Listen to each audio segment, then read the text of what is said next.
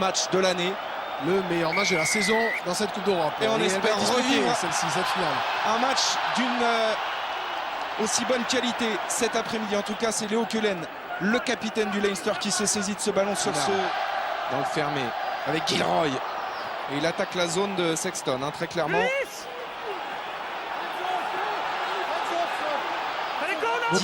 Beaucoup de combats. 10e phase, ouais, c'est assez remarquable, hein, ce que fait l'Ulster.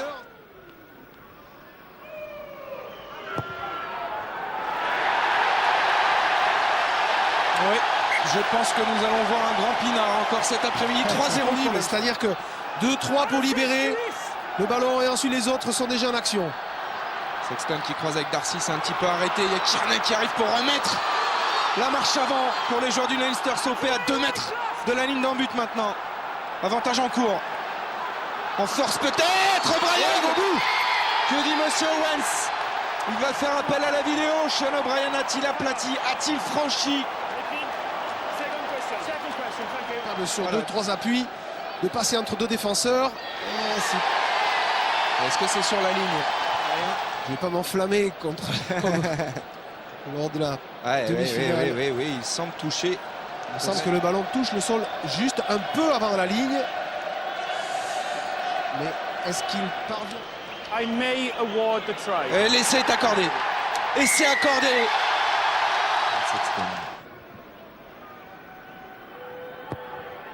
Un coin. Ça passe pour l'ouvreur du Leinster. Alors, il baisse ses couchés sur ce ballon. Maintenant, il va falloir nettoyer tout ça pour avoir une libération correcte. C'est fait avec Pinard. Vandenbourg qui a trouvé du soutien. Henry qui redouble dans le dos de la défense. Voilà, 3e ligne de l'Ulster en action. Gros temps de jeu. Pinard avec Ferris pour terre blanche. En 1 contre 1 face à Kearney, il est repris. Il n'y a pas de touche, si, là. Sur cette prise de balle d'alignement, plus que fond d'alignement. C'était dans les bras de Jamie Islip. La chandelle, il y a Gilroy face à McFadden. Ballon récupéré. Allez, les jambes. Il les aura pas, Henry Bess, mais il peut trouver le soutien de Gordon Darcy. Oh, ça va dire Reddan. Un petit peu chanceux, Reddan sur ce coup-là. Il est juste. Oh, il en manque, mais ils arrivent à se trouver en permanence, ces joueurs du Leinster. Un remarquable soutien. Quelle action encore. Canelli qui vient là encore au soutien. Et c'est pas terminé avec Strauss. Reddan qui libère. Sexton. Longue passe pour... Il met du temps à monter, les Irlandais de l'Ulster. Ryan O'Driscoll. Ça, il sait bien le faire pour Nasewa. Ah, il était allé fixer. Les efforts après ce ballon disputé dans les airs. Récupéré par Strauss qui navigue, qui temporise. Qui retrouve le soutien, un petit peu de réussite. Et là, Owen Reddan qui s'échappe le long de la ligne. Lui aussi qui revient intérieur, qui parvient quand même à libérer ce ballon de manière assez acrobatique. Il a raison, il ne faut surtout pas que ce ballon aille en touche. Et le soutien, c'est ce qui fait la force quand même de cette équipe du Leinster. Et vous parliez, Raphaël, du monde disponible. Vous parliez de la qualité technique individuelle. On l'a vu sur ce petit jeu de passe là pour éviter la touche. Ouais, on a eu droit à quelques numéros d'équilibristes, d'artistes. Et le réalisateur la surveille, l'affrontement entre Afua et Canelli de l'autre côté. Mêlée dominatrice détruit du Leinster. Afua. Sexton qui libère. Reddan. Ryan O'Driscoll qui revient intérieur. La Chistera, c'est super pour O'Brien encore. O'Brien lancé. O'Brien toujours. Stop là, 3 mètres, c'est une machine de guerre. Ça sort vite à gauche. Ouais, ça va y aller. Ouais, il y va. En force. Il va. Canelli comme en demi-finale contre Clermont. Mais c'est parti. Voilà, d'un effort énorme d'ailleurs du pilier gauche sur le pilier droit à Foix qui finit la tête au ras du gazon. Et puis bien sûr la libération derrière. Alors le travail exceptionnel de Brian O'Driscoll avec une passe à une main vers O'Brien. Qui lui est tout simplement monstrueux. Un boucher. La puissance, la vitesse, les appuis, les crochets. Et derrière, la défense de l'Ulster est à l'appel. Ils n'ont pas le temps de se replacer. Et on n'arrête pas Kearney dans ce type de position. Ballon en main, en train de foncer vers la ligne adverse. Moi, je vais vous dire, Sean O'Brien, il a été au courant qu'il y a eu un petit conciliabule ce matin. Membre de l'ERC, membre éminent dont vous êtes l'ambassadeur. Et c'est fait.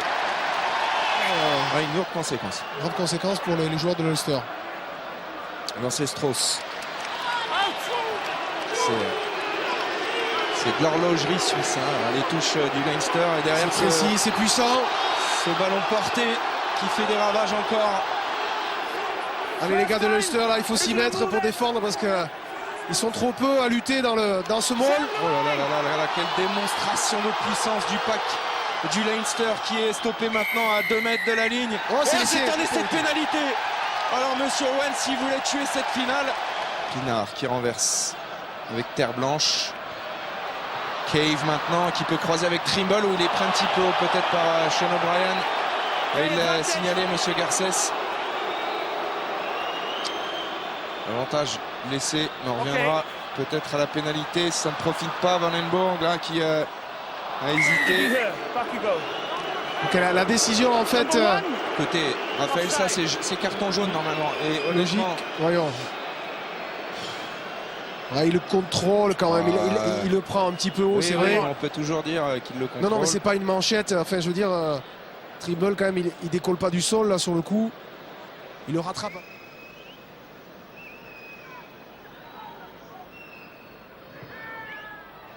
Et ça passe. En quart de finale, là, ils ont été très forts sur les bases. Un jeu un peu plus restreint. Donc tactiquement, c'est peut-être important de. C'est important ça, cette pénalité, parce qu'elle peut remettre l'Ulster à 15 points, c'est-à-dire plus de 2 essais transformés, et il le fait le bougre. Ici Ferris qui libère pour Pinard. Afoa qui joue demi d'ouverture, troisième ligne. Il joue tous les postes.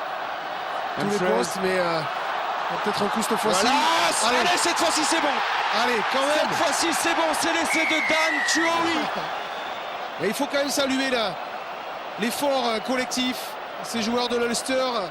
Et peut-être la première véritable faute de défense de cette équipe du Leinster qui parvient toujours à recréer la ligne défensive, à monter ensemble. Et bien cette fois-ci, sur cette longue passe, fin de passe, il y a mésentente entre deux défenseurs.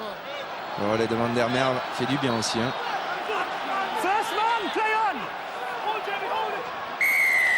Oh là là là.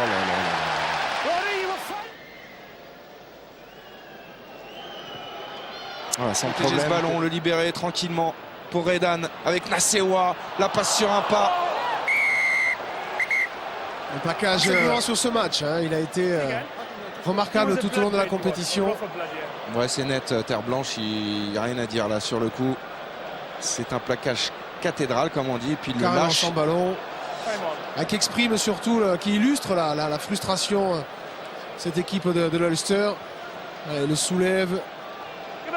Il ne fait aucun effort aussi pour l'accompagner au sol. Ça nous manquait un peu de plus de maturité, d'organisation collective. Et c'est extrêmement ça doit piquer quand même. Il faut aller prendre un peu le frais, le froid. Oh, il y a du décalage. Cronin, ça va faire qui ça va aller au bout. Et cet essai, il est signé. Maintenant, ce sont les remplaçants qui sont à la fête. Avec un joli mouvement orchestré sur le côté droit. La différence est faite aussi par peut s'inscrire en lettres d'or sur cette fameuse Coupe d'Europe parce que, avec beaucoup de mérite, parce qu'elle pratique un jeu complet. Oui. Et on se régale aussi, c'est vrai, à la suivre parce que voilà, ce qui compte aussi, c'est de pouvoir faire preuve d'alternance, de pouvoir dynamiser des ballons. Oh, et le cinquième. De trouver des solutions. Et le cinquième, il est arrivé. Ryan O'Driscoll, Darcy pour conclure le festival. Il y a un en avant. En avant. Deux avait réussi le doublé. Va s'offrir quelque chose d'assez inédit quand même, hein, parce qu'il faut le faire se succéder comme ça d'une année sur l'autre. Il va y avoir une énorme explosion de joie. On souligne la qualité du Leinster. On peut aussi mettre en valeur, comme vous l'avez dit Mathieu, les performances de Clermont et les regrets sans doute aussi liés à cette demi-finale où le champion parfois bénéficie de pas mal de réussites. Je pense bien sûr à cette dernière action et ce ballon échappé dans l'embut de Wesley Fofana qui aurait pu tout changer. Allez, la dernière attaque de ce match. Peut-être pour apporter la cerise sur le gâteau, c'est fait, c'est de Sean Cronin.